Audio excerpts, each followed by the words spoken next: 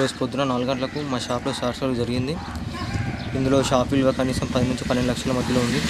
మాకు ఏ సాయం లేక మేము ఒక షాప్ పెట్టుకున్నాం.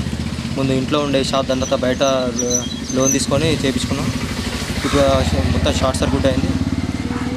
దీని విలువ కనీసం 10 నుంచి 12 లక్షల మధ్యలో ఉంటుంది.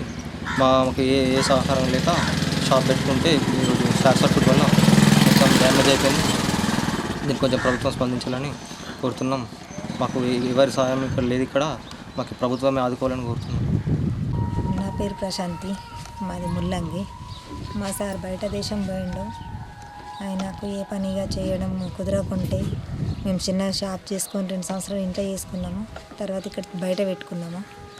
అయితే మధ్యాహ్నం నైట్లో 3-4 గంటల మధ్యలో పోతే దద్దం అయిపోయింది. ఆ టైంలో ఎవరు తిరగలేరు కాబట్టి మనకి ఏ సిచ్యువేషన్ అందలేక మొత్తము ఏది వస్తువు మనకు చేతికి అందకుండా అయిపోయింది. మీరు దయచేసి మమ్మల్ని ఆదుకోవాలని కోరుకుంటున్నాము. గవర్నమెంట్ నుండి ప్రభుత్వం మాకు దయచేసి సహాయం చేయాలని కోరుకుంటున్నాము.